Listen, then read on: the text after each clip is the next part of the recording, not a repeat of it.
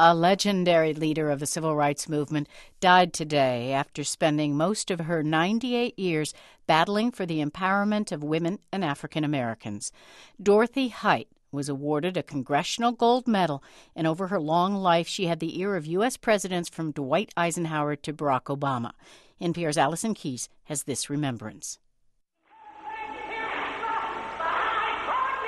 In 1963, Dorothy Height was the only woman on the speaker's platform when Dr. Martin Luther King Jr. gave his I Have a Dream speech. But she wasn't on the program for that March on Washington, even though she was the nucleus of the meetings held by the mostly male civil rights leaders who planned it. Height told NPR in 2003 the experience was uplifting, even though a gospel singer was the only female heard from the podium that day. My being seated there had some very special meaning, because women had been trying to get a woman to speak on the program.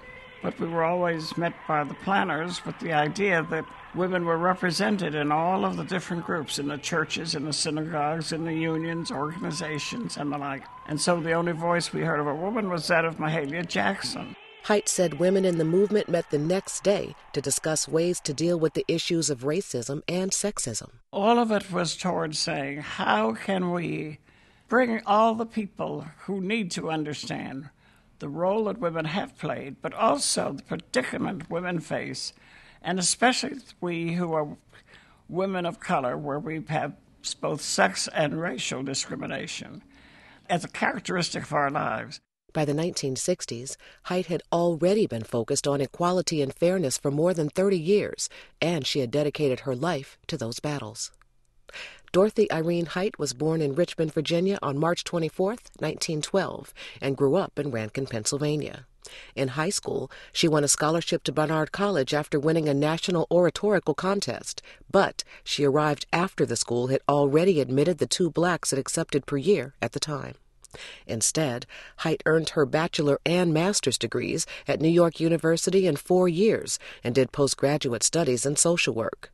By 1933, Height was working against lynching, for reforms in the nation's criminal justice system, and for free access to public accommodations. Dorothy Height is an absolute genius.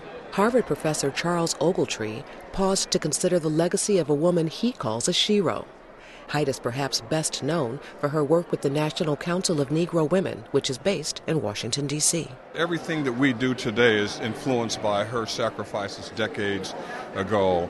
Her marches as a teenager against lynching, her buy-in building right on Pennsylvania Avenue to, in a sense, talk about the slave trade, and her commitment to open up doors for others is unparalleled.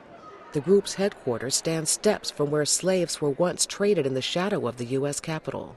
Height was President Emerita of the NCNW. In 1937, Height was working with the YWCA in Harlem and was assigned to escort Eleanor Roosevelt into one of the Negro Women's Group's meetings.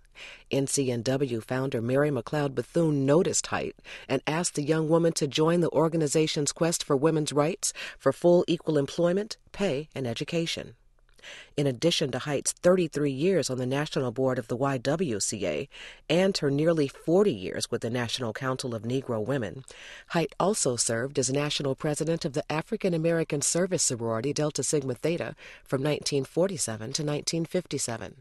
The tiny woman was known for her impeccable attire and her stylish, striking hats. Every black woman, it seems to me, has to see Dorothy Height as an inspiration. Washington, D.C.'s Congresswoman, Eleanor Holmes Norton, says everyone who was either a feminist or in the civil rights struggle has worked with Height. But the lawmaker says African American women were not the only ones in awe of Height.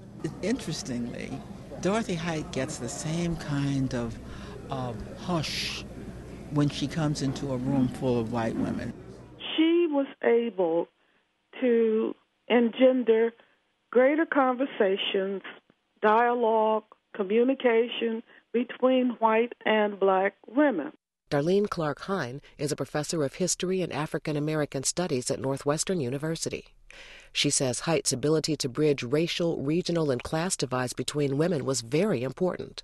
But she says Haight's focus on education, voter registration, and political mobilization were vital to black women, who weren't able to engage in the political process at the same level as their white counterparts after women got the vote in 1920. Dorothy Height emerged at a time when there was male chauvinism at its height. Georgia Congressman and civil rights icon John Lewis says Dorothy Height should be counted among the leaders of the civil rights movement. He says her ability to distill a message and direction from a room full of dissenting voices was extraordinary. Dorothy Height had the rare ability, and I think part of it was just innate, to sort of soothe the conflict, the division, the schism, and bring people together. Being a woman, but more than just being a woman, she could say, "My brethren, my brothers and sisters," and people listened to her. Lewis says Haight's fundraising abilities were legendary. She could call her white sisters and Jewish sisters and others. She can get on the telephone and call the Rockefellers, the Fords, and others, and they listened to her. Up until the end of her life, Dr. Height continued to fight for equal justice. She told NPR in 2008, wearing a feathered purple chapeau with a fetching bow, there is unfinished business in civil rights. We don't need the marches that we had in the past, but we need more consideration in looking at the boardroom tables and at the policies that are going on, looking at what's happening in industry, what's happening in terms of employment opportunities, housing, and the like. And Dorothy Height left a message for the young people she's worked with so passionately throughout her career. You, she said, are the beneficiaries of what a lot of people worked and gave their lives for. Height said it is important for the young to get organized in how they will serve others, because when people work for something bigger than themselves, there's no way they can help but grow. Dorothy Height was 98 years old. Allison Keyes, NPR News, Washington. And this is Morning Edition from NPR News. I'm Renee Monk.